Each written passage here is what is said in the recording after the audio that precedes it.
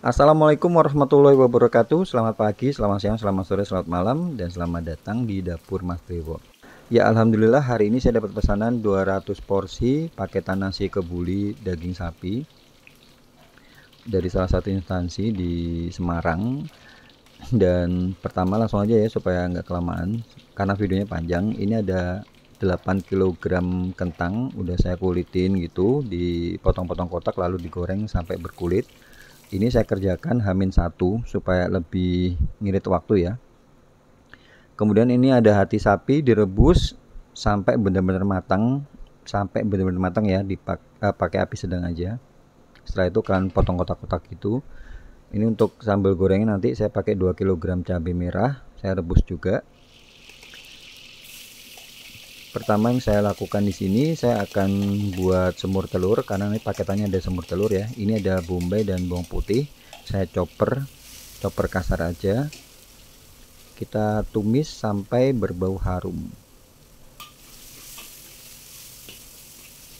Ini saya kerjakan malam. Untuk pesanannya itu harusnya tuh pagi, cuman dia ganti jadwal jadi siang. Ini saya tambahkan kayu manis, kemudian ini saya tambahkan lada bubuk. Harusnya pesanannya itu pagi jam 5, cuman karena rewang saya itu nggak bisa masuk gitu, jadi saya pagi itu maksudnya pagi jam 7 kan saya harus prepare dari jam 5 gitu ya untuk packingnya. Jadi saya bilang sama yang pesen kalau misalnya terlalu pagi saya nggak bisa. Jadi di reschedule kirim siang gitu. Tapi ini malam tetap saya kerjakan. Itu tadi setelah tumis berbau harum ya, kasih air, kemudian saya masukkan telur. Telur sudah saya rebus siangnya gitu. Untuk airnya itu pokoknya kira-kira aja sampai telurnya itu tertutup semuanya. Kemudian saya tambahkan kecap. Kecap itu saya kasih satu itu ya, satu pouch gitu yang ukuran berapa, 500 ml kalau nggak salah. Jadi supaya dia mengcover semua telurnya ini dan telurnya bisa warnanya bisa cakep gitu. Ini kalau udah mendidih saya pindah di api sedang ke kecil. Saya masak lagi sekitar setengah jam lalu dimatikan gitu. Untuk bumbu rempahnya ini, rempah untuk kebulinya kalian boleh lihat di kolom deskripsi ya. Ini saya sangrai dulu supaya bau aroma rempahnya itu bisa lebih kuat, bisa lebih keluar. Jadi kayak kapulaga, jinten, ketumbar, lada semuanya itu disangrai dulu supaya aromanya keluar. Nanti kita haluskan atau di grinder. Kemudian untuk bahan pertama ini ada bawang bombay, bawang putih dan juga bawang merah. Saya haluskan dengan air, blender sampai halus. Kemudian untuk yang kedua, bumbu halusnya itu saya pakai, ini ada tomat sama jahe. Saya tambahkan air, lalu air sedikit aja ya karena tomat kan berair. Haluskan sampai halus. Kemudian ini tadi bumbu rempahnya udah saya grinder sampai halus juga. Langsung ini kita kerjakan malam, jadi pagi itu tinggal ngukus. Ini ada minyak samin 200 gram supaya baunya lebih harum.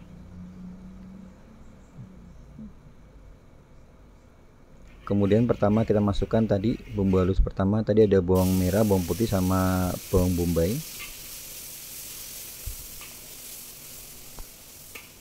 Ini kita masak sampai kadar airnya menyusut.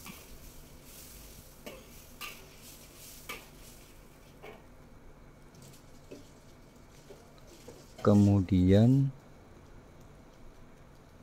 kita masukkan, ini udah menyusut ya, kita masukkan bumbu halus keduanya, ini tomat sama jahe tadi.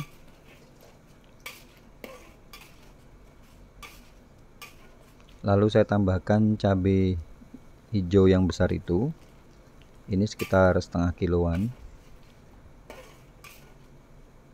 Untuk semua bumbu-bumbunya ya, kalian boleh lihat di kolom deskripsi untuk lebih detail atau lebih jelasnya. Kemudian saya tambahkan daun kari karena nanti saya pakai 200 porsi itu saya pakai 17 kg beras, dan daun karinya tuh untuk per 1 kg beras saya kasih 1. Jadi kalau saya masak 17 kg beras, jadi daun karinya tuh 17 batang gitu ya. Kemudian saya tambahkan kayu manis.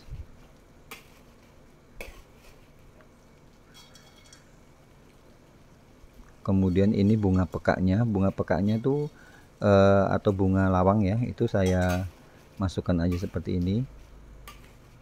Tapi tadi disangrai juga, cuman saya nggak ikut blender.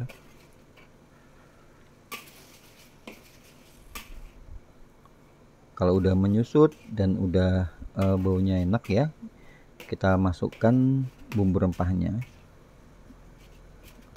Kalau bumbu rempah udah keluar gini, yang pasti tetangga-tetangga bakal ikut baunya juga ya. Karena kuat banget. Setelah itu kita masukkan daging sapi. Ini ada daging sapinya saya pakai 13 kg, dan 1 kilonya itu saya potong jadi 16 kali 13 tuh totalnya ada 108. Pesanannya kan 200, jadi untuk yang 8 itu nanti untuk spelling, kalau misalnya ada dagingnya yang yang hancur, atau kalau masih ada sisa boleh kita makan sendiri atau dibagi sama tetangga gitu. Kemudian ini saya tambahkan air 1 liter aja supaya dia bisa nyampur bumbunya dengan dagingnya, karena toh nanti ini dia bakal keluar minyak dari lemak dari dagingnya ya. Ini masaknya di api sedang aja, jangan api besar, ingat ya, jangan api besar. Kalau api besar nanti takutnya malah dia ngerusak tekstur dari dagingnya sendiri, apalagi kalau misalnya potongan daging kalian kecil ya. Sembari nunggu dagingnya, ini saya udah siapkan kukusan. Saya akan kukus dulu beras sudah saya cuci bersih, lalu saya kukus, total ada 17 kilo. Kita akan kukus sampai dia setengah matang, jadi kayak di aron gitu. Kembali ke dagingnya. Jadi kalau masak itu, apalagi masak sendiri ya, di dapur tuh harus multi talenta ya. Jadi harus otak kanan otak kiri tuh harus dipakai ya. Seperti ini berasnya udah sekitar setengah jam saya aduk sampai ke bawah, jadi nanti tinggal dicampurin sama bumbu ya. Jadi kita buat setengah matang dulu. Kemudian ini saya tambahkan santan. Sekitar 3 liter.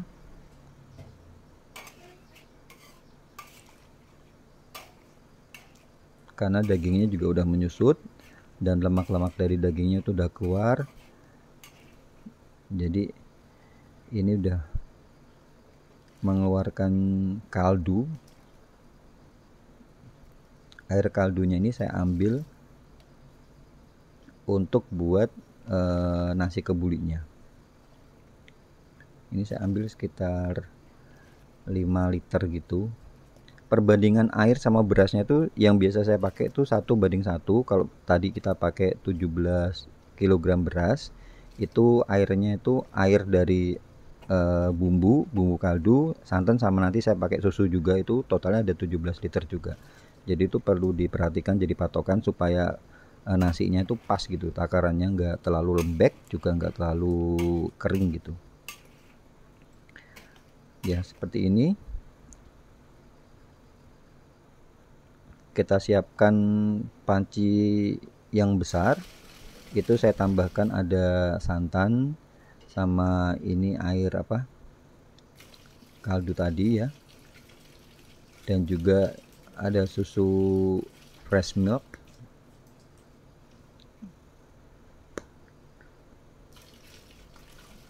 Untuk susunya tuh saya ambil susu yang full cream, ini ada 5 liter. Jadi susu 5 liter, kemudian kaldu dari stok, dari itunya, dari bumbunya tadi ada 5 liter, kemudian jadi tambahin santannya tuh 7 liter, begitu, totalnya 17. Nah untuk dagingnya ini saya tambahkan kecap, saya cuma ngasih tambahan kecap aja, sama ini saya tambahkan garam sekitar 2 sampai 3 sendok makan. Jangan terlalu banyak karena kan kecap tuh udah asin ya. Kalau misalnya kalian mau tambahin kaldu bubuk atau penyedap juga nggak apa-apa, sesuai selera aja. Ini kita akan masak sampai dagingnya benar-benar empuk, tapi jangan lupa dicek ya, pakai apinya api sedang kecil aja supaya nggak ngancurin tekstur dari dagingnya.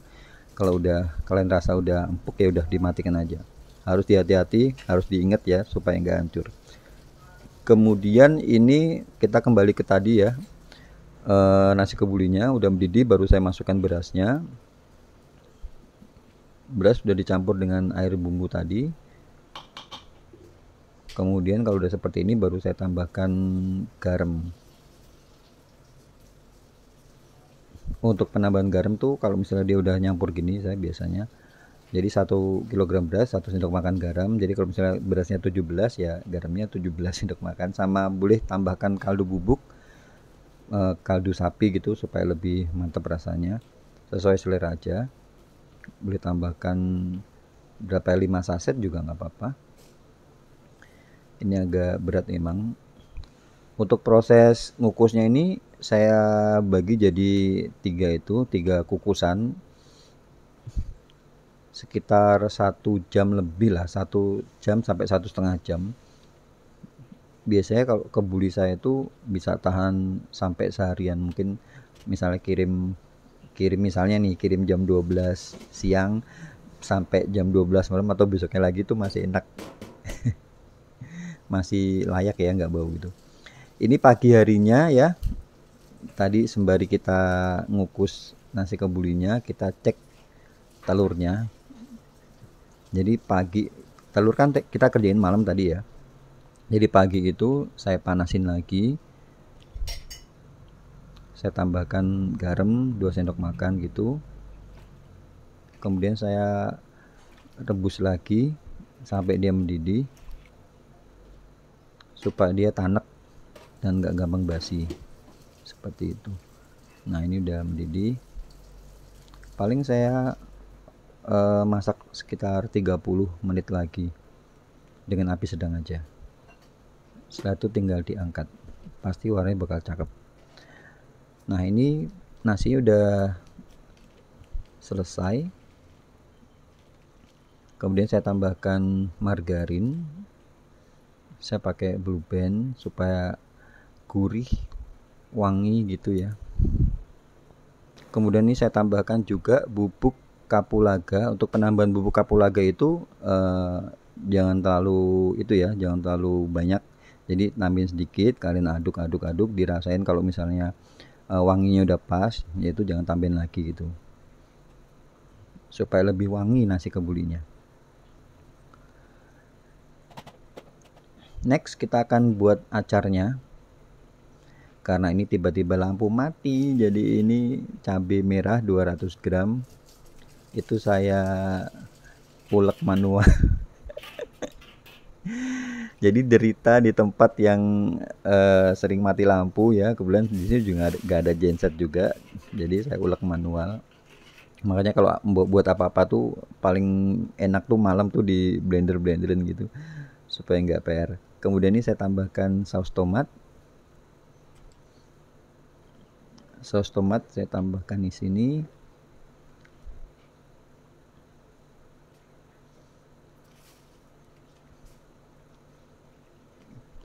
Ini kita rebus sampai airnya mendidih. Saya tambahkan garam sama gula. Tadi garamnya 2 sendok makan. Untuk gulanya itu saya kasih sekitar 150 gram atau 15 sendok makan. Kalau udah mendidih kita masukkan wortel. Ini wortel juga udah saya potong-potong sore itu, H-1 sore hari gitu. Saya potong-potong lalu saya masukkan kulkas. Kalau wortel lebih amannya dipotong-potong, jangan dicuci dulu ya, dipotong-potong masuk ke kulkas, baru pada waktu kalian mau masak itu baru dicuci gitu. Sebab kalau misalnya dicuci, kalau kurang tiris gitu dimasukkan kulkas, biasanya malah bakal bau gitu, bakal bau basi.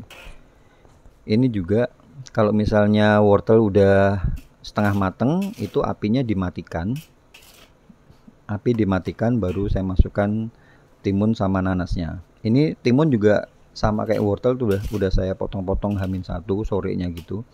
Sama juga dengan wortel, timunnya nggak perlu dicuci dulu, potong-potong aja. Kemudian setelah itu pada waktu besoknya kalian mau masak ya, baru dicuci gitu.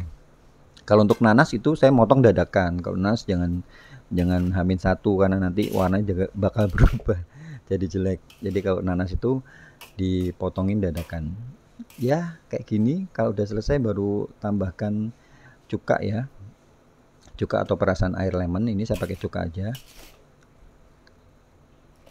tinggal diaduk. Ini mantep rasanya. Oke, terakhir ini kita akan buat sambal goreng kentang atinya ya. Ini cabai yang udah kita rebus kemarin di blender halus, tambahkan air gitu. Kemudian ini bawang merah, bawang putih sama kemiri.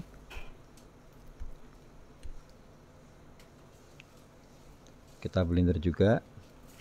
Jadi kalau misalnya kalian dapat pesanan banyak seperti ini, alangkah baiknya kalian blenderin bumbunya itu kalau bisa malamnya ya. Kalau misalnya ada kejadian-kejadian yang tidak diduga seperti yang saya alamin, tiba-tiba mati lampu, aduh tuh stres nanti kalian kalau misalnya nggak ada genset ya. Kemudian saya tambahkan minyak masuk, itu kita masak sampai bumbunya benar-benar mateng, baru nanti kita masukkan ati sama itunya ya, sama kentangnya. Jangan lupa bumbu aromatiknya ada salam, kemudian itu ada laos dan juga jahe, dan juga ini saya tambahkan gula jawa. Diaduk-aduk, ini posisi udah matang bumbunya, baru saya masukkan ini atinya. Kalau rebus ati itu kalau bisa pakai apinya api sedang aja, dan direbus sampai benar-benar matang ya, sampai dalamnya. Sebab kalau misalnya kalian buru-buru, dalamnya tuh biasanya kalau ati, apalagi ati sapi ya, dia agak susah. Nanti pada waktu kalian potong masih ada darahnya gitu. Jadi harus benar-benar matang, setelah itu baru kalian potong-potong. Ini saya tambahkan santan sekitar 500 ml, kemudian masukkan garam. Kalau misalnya kalian nggak mau pakai santan juga nggak apa-apa, karena tadi kan kita bumbunya udah ada kemiri, jadi udah gurih dari kemirinya. Cuma kalau mau tambahin santan lebih enak gurihnya gitu. Kemudian tambahkan kaldu bubuk, itu tadi saya tambahkan kaldu sapi. Kalau udah oke rasanya, dicek rasa, baru terakhir kalian masukkan ini kentangnya. Jadi masukin kentangnya itu terakhir ya, terakhir bumbunya udah menyusut, kalian matikan apinya, baru kalian masukkan kentang. Sebab kalau misalnya kentang masuk kemudian kalian masih proses masak, itu nanti biasanya nanti kentangnya malah bakal hancur kayak gitu. Jadi kalaupun mau dimasak itu masaknya sebentar aja, karena pada dasarnya kentang itu tuh udah enak, udah gurih. Kalau makan aja tuh udah enak gitu ya, apalagi campur bumbu seperti ini. Jadi cuma tinggal dicampurin gitu aja, nggak usah dimasak. Ya demikian konten kali ini, panjang banget yakin. Semoga kalian betah ya dengerin penjelasan dari saya dan gak bosen. Dan ini saya pakai kardus ukuran 20, seperti ini tampilannya, looksnya. Kemudian untuk tambahannya itu saya tambahkan emping sama kartu ucapan. Dan ini untuk yang paketan untuk pejabat-pejabatnya ya, saya kasih pakai tenong yang ukuran 22 kayak gini, supaya lebih manis gitu tampilannya. Tadi untuk isiannya kayak tadi, seperti itu. Oke ya, ini aja konten kali ini, semoga bisa bermanfaat, dan apa yang menurut kalian baik bisa ditiru, dan apa yang menurut kalian kurang baik ya jangan ditiru gitu aja. Dan buat kalian baru juga gabung di sini, saya ucapkan banyak terima kasih. Jangan lupa follow akun ini untuk dapat resep-resep menarik lainnya. Akhir kata, jangan lupa jaga kesehatan, dan wassalamualaikum warahmatullahi wabarakatuh.